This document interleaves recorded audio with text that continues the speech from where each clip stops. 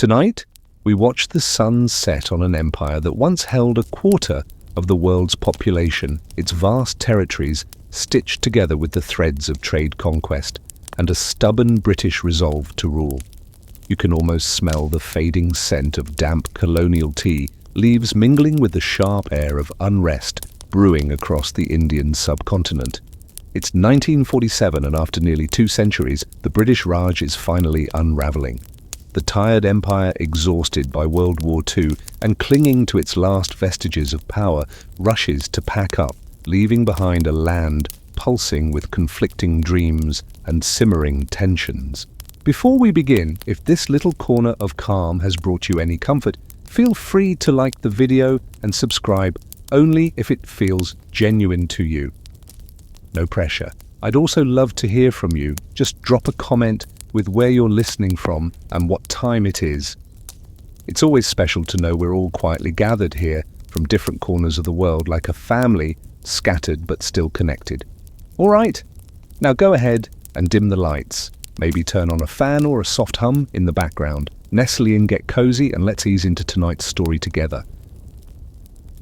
You trudge through the dust and chaos of 1940s India, where the air is thick with a cacophony of voices, some calling for independence, others for partition, some for unity. The Indian National Congress, led by the charismatic Jawaharlal Nehru and the aging Mahatma Gandhi, dreams of a secular India where Hindus, Muslims, Sikhs and others live side by side in harmony, their differences woven into the fabric of a new nation.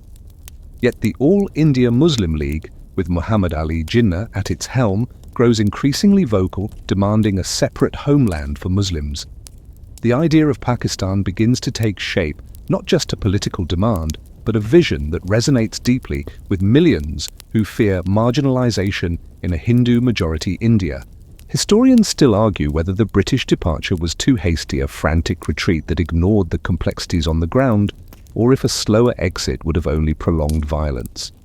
You can almost feel the British officials overwhelmed and disoriented, trying to juggle mounting communal violence with deadlines imposed by London.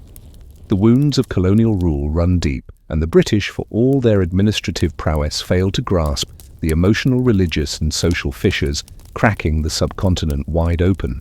Meanwhile, everyday people face impossible choices.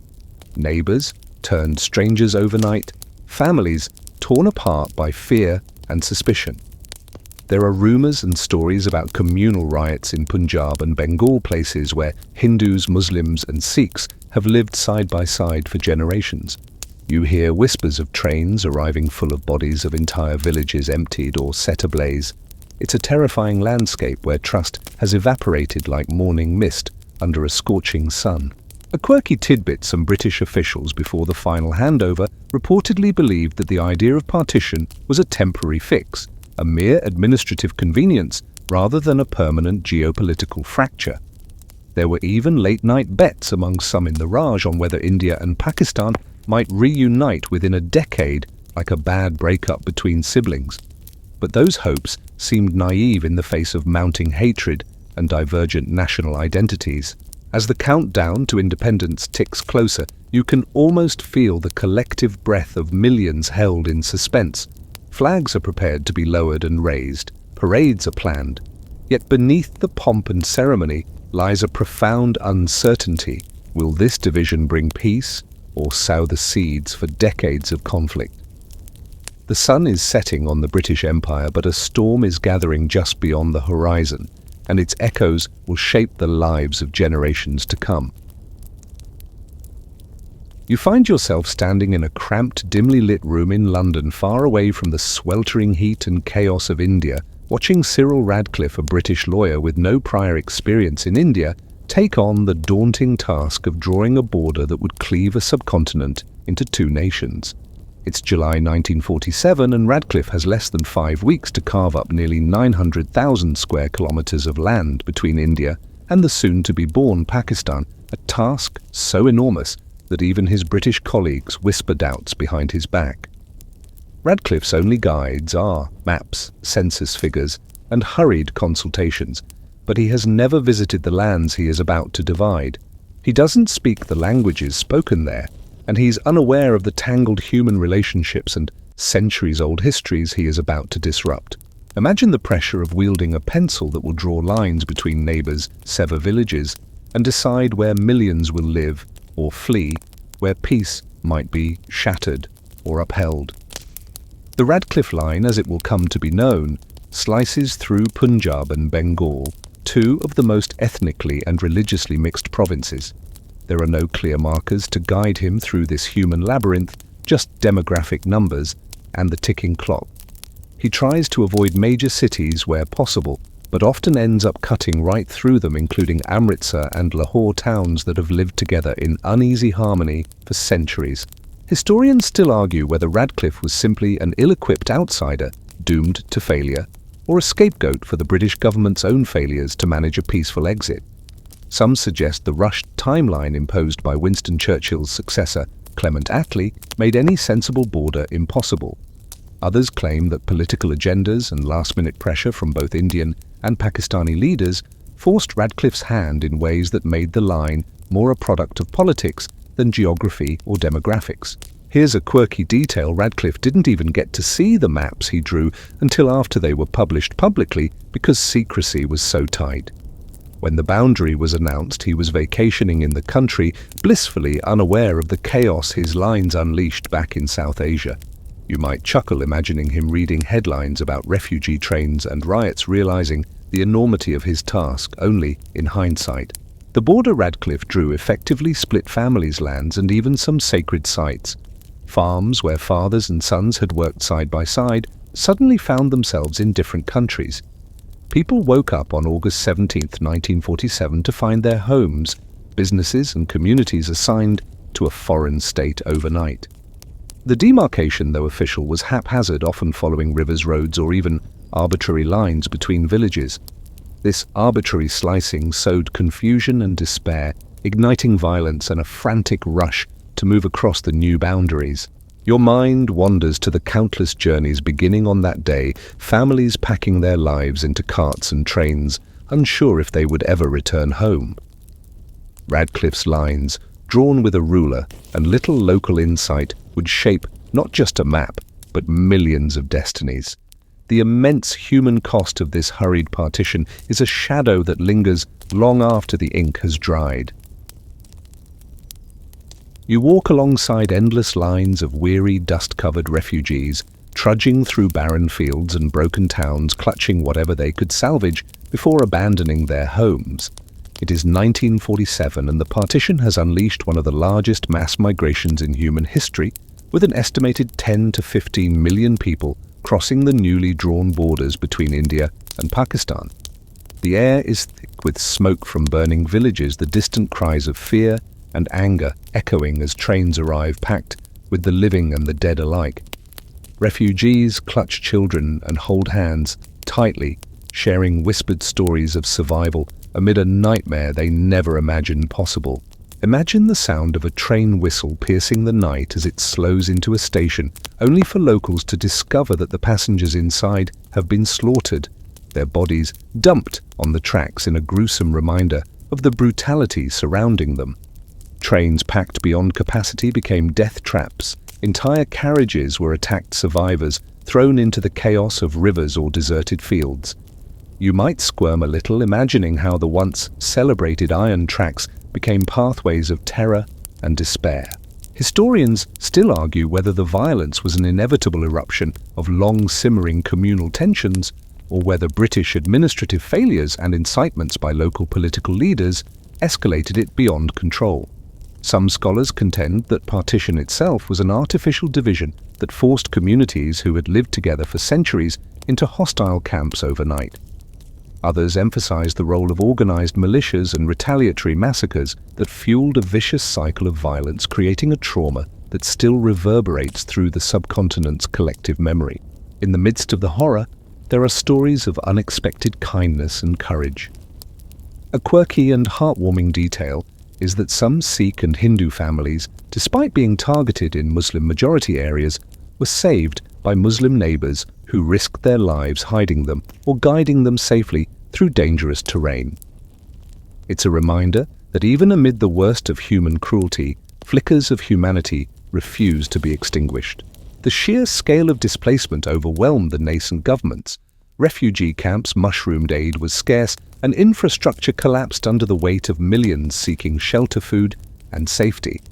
The trauma carved deep scars. Entire generations grew up with the stories of lost homes, murdered relatives, and a homeland that now seemed like a distant dream. The sounds of wailing families, the smell of burning homes, and the sight of endless train tracks lined with silent victims became indelible images in the partition's dark tableau. As you trace these events, you sense how the frenzy of migration transformed from survival into a bitter new reality. Two nations now born not just from political division, but from rivers of grief and loss that would flow into their future relations. The physical border was just a line on a map, but the emotional divide was carved in the very souls of millions. The morning after independence arrives like a fragile breath. Two nations, India and Pakistan, stand poised on the edge of a new era, each filled with hope, yet shadowed by deep uncertainty. You feel the weight of history pressing down as leaders take the stage, waving flags and delivering speeches, while ordinary people try to make sense of what freedom truly means amid the rubble left by partition. India, with its vast and diverse population, embraces the challenge of forging a secular democracy under Jawaharlal Nehru's steady hand, while Pakistan, born from the dream of a Muslim homeland, wrestles with identity and governance under Muhammad Ali Jinnah's watchful eye. The two countries begin to build institutions, draft constitutions, and send emissaries abroad to stake their place in the world. Yet beneath the official ceremonies and patriotic slogans, a nervousness simmers. Pakistan's population is split between West and East Pakistan, separated by over 1,000 miles of Indian territory, already planting the seeds of logistical and political headaches. India faces the mammoth task of integrating hundreds of princely states, quelling communal violence and reviving an economy shattered by war and upheaval. Historians still argue whether the initial leadership could have done more to heal the deep wounds of partition, or if the violence and rivalry were inevitable given the enormity of the divisions. Some suggest that the promise of unity in India and Pakistan's vision of a Muslim homeland were too idealistic for a reality marked by mutual suspicion and competing nationalisms. Others believe that early diplomatic overtures might have softened the growing hostility, but were undermined by internal pressures and external influences. Here's a quirky tidbit. When Pakistan's first Constituent Assembly met its members, debated not only governance but also what to name the new nation's capital city. Karachi, a bustling port city, was chosen, but some even floated whimsical names like Islamabad decades before it was actually built.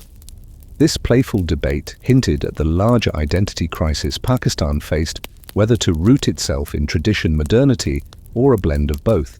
Meanwhile, India launches massive campaigns for literacy, industrialization, and secularism, determined to live up to Gandhi's vision of a peaceful, inclusive society. Yet the memories of partition haunt the streets, markets, and homes, each side watching the other warily across the new borders. Trade communication and cultural exchanges slow to a trickle as suspicion turns into a cold distance. The two neighbors are bound by geography and history, but separated by mistrust and emerging nationalist fervor. As you listen to the drumbeats of newfound nations, you realize that independence was not an endpoint but a beginning, a complex, fragile dance between hope and fear, unity and division. The story of India and Pakistan's birth is one of dreams deferred and realities harshly faced, setting the stage for decades of rivalry and occasionally reconciliation.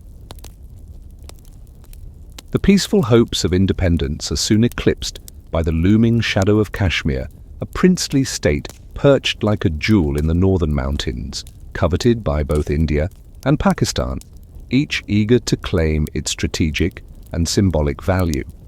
You feel the cold, crisp air of the Himalayan valleys where Dogra rulers govern over a predominantly Muslim population caught in a political limbo as the winds of partition blow fiercely. Maharaja Hari Singh, the state's hesitant ruler finds himself at the crossroads of history, torn between acceding to India-Pakistan or trying to hold on to independence amidst mounting pressures. Imagine the tension as tribal militias from Pakistan's northwest frontier cross into Kashmir, stirring rebellion and violence. The Maharaja, overwhelmed and desperate, turns to India for help, signing the instrument of accession that binds Kashmir to India, but ignites the first war between the newborn neighbors. You can almost hear the rumble of tanks and the crackle of gunfire as soldiers navigate the rugged terrain, fighting for a land whose people remain deeply divided in loyalty and identity. Historians still argue whether the Kashmir conflict was a direct consequence of partition's flawed arrangements, or an inevitable clash fueled by incompatible nationalisms and religious divides. Some suggest that the Maharaja's delayed decision and Pakistan's covert support for insurgents escalated tensions beyond control, while others point to India's military intervention as a catalyst that hardened opposition. The truth, as always, is tangled like the mountain paths, full of competing narratives and contested truths. Here's a quirky detail. During the war, both sides employed extraordinary and sometimes bizarre tactics. Pakistani soldiers reportedly used elephants to navigate the difficult terrain, while Indian forces resorted to deploying local guerrilla fighters known as mujahideen to disrupt enemy supply lines. One story tells of a dog named Sheru, who became a mascot for Indian troops, boosting morale during harsh winters.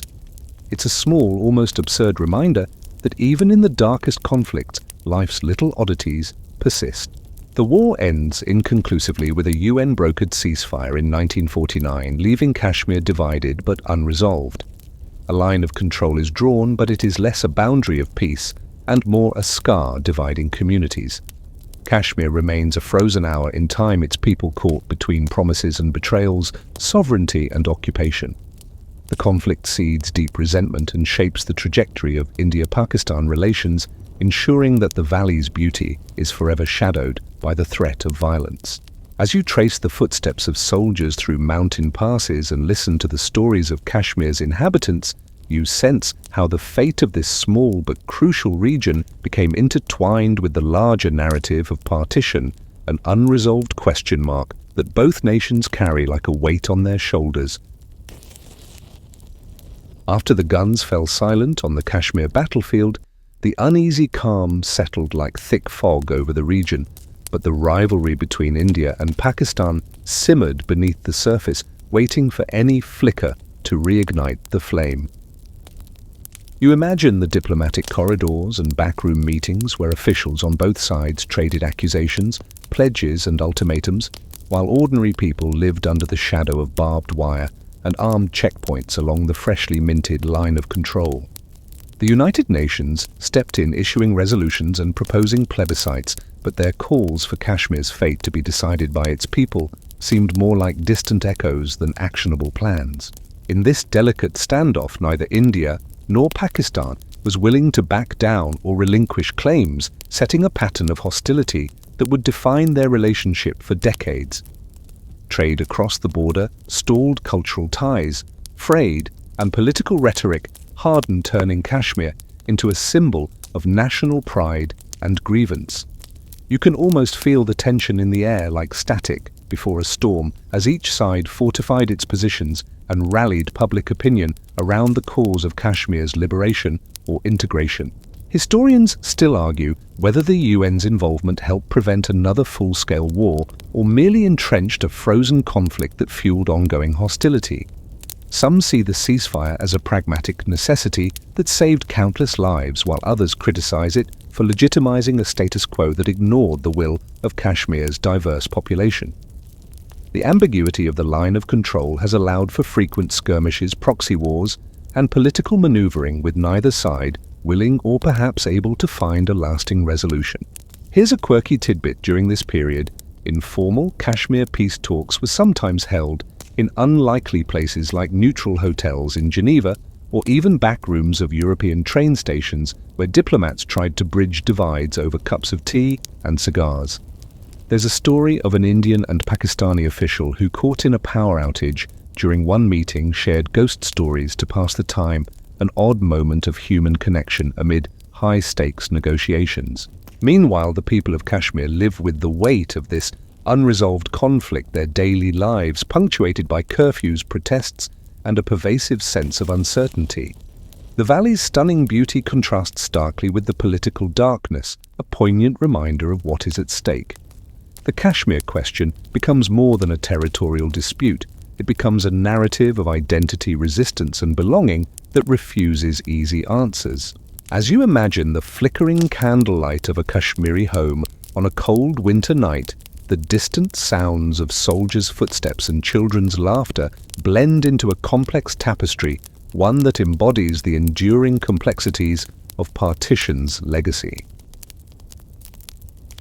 The world around India and Pakistan is shifting rapidly, caught in the icy grip of the Cold War, and you can feel how these distant superpower rivalries begin to seep into the subcontinent's already tense atmosphere.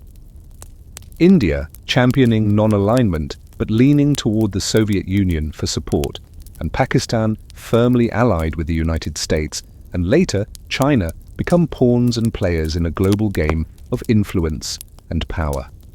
The corridors of diplomacy hum with whispered deals, covert arms transfers, and strategic calculations as both nations scramble to bolster their defenses and assert their positions. You might picture the bazaars and streets buzzing with rumors of secret weapon shipments, spies exchanging coded messages, and military officers poring over blueprints of new aircraft and tanks. Pakistan receives military aid and training from Western powers, eager to contain communism, while India signs defense pacts with the USSR, leading to an escalating arms race fueled not only by fear, but also national pride. Both countries invest heavily in expanding their armies and air forces, their rivalry no longer just about borders, but about who can claim technological and military superiority. Historians still argue whether the Cold War's influence amplified India-Pakistan tensions beyond their organic origins or merely provided new tools for an already combustible rivalry. Some scholars suggest that superpower involvement intensified conflicts and delayed peace by emboldening aggressive policies, while others contend it offered necessary support that stabilized both nations during vulnerable phases. The shadow of nuclear ambitions looms large as both countries explore atomic technology, driven by security concerns and aspirations of regional dominance.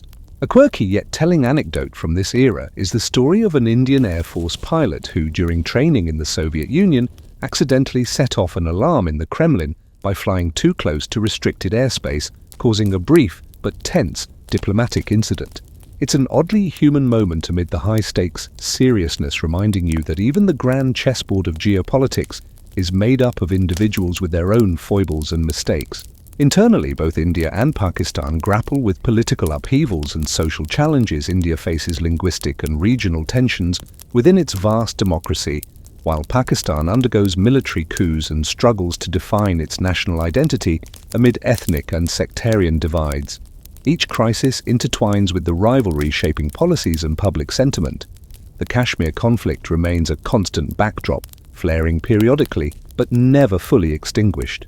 As you picture the late-night talks between diplomats, the frantic moves by military planners, and the anxious faces of citizens hearing news of escalating tensions, you realize this period set the stage for a dangerous game of brinkmanship.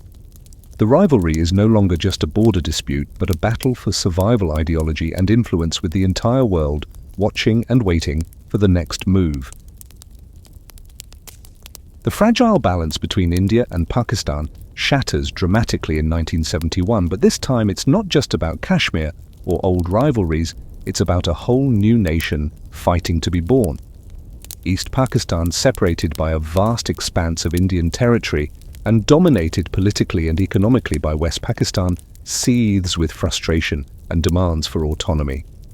You can almost hear the rhythmic chants of protesters in Dhaka as calls for independence swell louder, met with harsh repression from West Pakistani forces determined to maintain control. The struggle escalates into a brutal conflict, drawing India decisively into its neighbors' internal turmoil. Imagine the chaos as millions of refugees pour across the border into India, flooding camps and straining resources, while Indian forces launch a swift, strategic military intervention in support of East Pakistan's independence movement. The war is intense, but brief, lasting just over 2 weeks. Yet it culminates in the creation of Bangladesh, a new country born from conflict and cries for freedom. The image of the Pakistani army's surrender to the Indian military and Mukti Bahini guerrillas in December 1971 remains one of the most significant moments in South Asian history. Historians still argue whether India's intervention was primarily humanitarian, driven by the desire to halt the genocide and refugee crisis, or whether it was a calculated move to weaken Pakistan and assert regional dominance. Some emphasize the moral imperative that motivated India's actions, while others caution about the long-term geopolitical consequences and the deep scars left on Pakistan's psyche. The creation of Bangladesh also raised complex questions about national identity, sovereignty, and the meaning of self-determination in a divided subcontinent. A quirky but poignant detail from this conflict involves the famous Agartala conspiracy case, where West Pakistan accused East Pakistani leaders of colluding with India even before the war broke out, a claim that was widely ridiculed and contributed to fueling nationalist sentiments. Another unexpected tidbit is how Bollywood films of the era began to reflect the emotional intensity of the conflict, with songs and stories echoing themes of separation, sacrifice, and hope. The aftermath of 1971 reshapes the subcontinent's political landscape.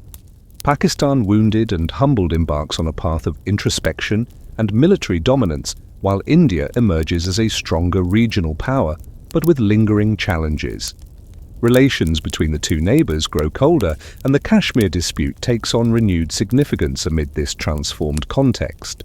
As you imagine the smoke clearing over a newly independent Bangladesh, the tears of displaced families, and the wary eyes of world powers, you realize that Partition's legacy is not confined to 1947, but lives on in new struggles, new borders, and new hopes, and in the hearts of millions still seeking peace. The 1990s arrive like a tense, crackling static in the air between India and Pakistan, and you can almost hear the distant rumble of thunder, signaling a storm that neither side fully welcomes, but both prepare for with grim determination. The decade marks a new and terrifying phase in their rivalry, the nuclear era, where the stakes skyrocket from territorial disputes to existential threats. You picture the secretive laboratories, the hushed meetings of scientists and generals, and the shadowy exchanges of intelligence as both nations race to develop and test nuclear weapons, each convinced that atomic capability is the ultimate insurance policy in a hostile neighborhood. In 1998, India detonates its nuclear devices in the deserts of Rajasthan, boldly announcing its entry into the exclusive club of nuclear powers.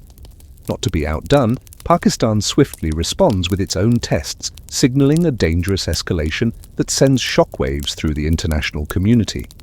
The subcontinent now sits precariously on a knife's edge, where any miscalculation or flare-up could spiral into catastrophic conflict.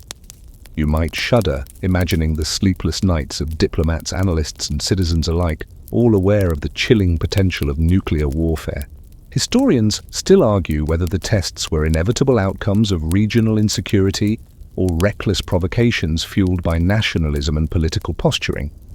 Some argue that nuclear deterrence has prevented full-scale wars between the two, creating a precarious peace enforced by mutual fear. Others worry that it institutionalizes hostility and increases the risk of accidental or intentional conflict, especially given the history of cross-border skirmishes and militant activities. Here's a quirky detail from this tense period. Indian Prime Minister Atal Bihari Vajpayee famously traveled by bus to Lahore in 1999 for a peace summit with Pakistani leader Nawaz Sharif, an effort symbolizing hope amid hostility. The trip inspired Bollywood films and was dubbed bus diplomacy, an attempt to humanize the rivalry despite the ever-present shadow of bombs. Sadly, the optimism was short-lived as the Kargil conflict erupted shortly after, reminding everyone that peace remained elusive. The Kargil War itself is a chilling episode where Pakistani soldiers and militants infiltrated Indian positions in the high-altitude Kargil district, leading to intense mountain warfare in treacherous conditions. Despite nuclear tests, conventional battles raged fiercely and the conflict ended only after international pressure and military victories by India. As you imagine the cold, rocky peaks of Kargil, the soldiers braving freezing nights and the world watching anxiously, you understand that the nuclear age didn't bring peace, but transformed the rivalry into a high-stakes game of brinkmanship. The border may be fenced and guarded, but beneath it lies a fragile truce, a silence heavy with the threat of sudden violence. Today, the border between India and Pakistan is a tapestry of barbed wire watchtowers and guarded checkpoints, a physical manifestation of decades of rivalry, suspicion, and sometimes outright hostility. You can almost feel the tense quiet that blankets the no-man's land of the line of control, where soldiers stand vigilant, and the occasional flare-up reminds everyone that peace is always just out of reach. Yet beneath this hardened surface there pulse echoes of shared histories, cultural ties, and even moments of unexpected warmth that defy the bitter legacy of partition. You might picture cricket matches where Indian and Pakistani players face off with fierce competitiveness, while fans on both sides cheer wildly temporarily, forgetting borders and politics. The sport has become a curious bridge, a rare channel of connection where rivalry coexists with mutual admiration. Music, film, and literature too weave stories that resonate across the divide. Songs in Hindi and Urdu that share the same roots, poets whose words are cherished on both sides, and Bollywood films watched by millions regardless of nationality. Historians still argue whether cultural exchanges and people-to-people contacts can ever overcome the deep political wounds, or if they remain fragile gestures overshadowed by nationalist narratives and security concerns. Some see grassroots peace efforts and cross-border friendships as hopeful signs of a future less defined by conflict, while others caution that hardline politics and recurring violence often undo these fragile bridges. A quirky, heartwarming tidbit: there are annual festivals and events where families separated by partition have managed to reunite, sharing meals and stories after decades apart. These moments, often small and private, are powerful reminders that human connections can endure even the most severe political ruptures. Another unexpected detail is how certain border markets and crossing points have evolved into spaces of exchange, not just goods, but ideas and emotions that transcend official rhetoric. As you reflect on the ongoing rivalry, the shared languages, the intertwined histories, and the stubborn myths each side tells about the other, you sense a story far from finished. The fences and checkpoints are not just physical barriers, but symbols of deeper struggles with identity, memory, and reconciliation. The legacy of partition is etched in every stone and whispered in every wind that blows across these lands. Tonight, as you imagine the quiet lights flickering across the border, the distant cheers of a cricket match, and the gentle murmurs of families recalling a shared past, you feel the complex heartbeat of a rivalry that has defined two nations. It is a story of division and connection, conflict and kinship, a story still unfolding under the vast, starry sky of the subcontinent. Tonight, as you settle deeper into your cozy nook, the story of India and Pakistan's tangled past begins to soften like fading twilight. The fierce borders, the hard words, and the heavy histories slowly blur into a gentle murmur, like the distant lullaby of a shared river flowing quietly beneath the surface. You imagine the lives behind the headlines, the mothers soothing restless children, the elders recounting tales of old villages, the lovers separated by lines drawn long ago, but united by memories too strong to erase. These are stories not just of rivalry, but of resilience, hope, and the enduring human spirit. Breathe in this calm. Let the echoes of ancient songs and whispered prayers wash over you. Remember that even the deepest divisions are shaped by human hearts yearning for peace and belonging.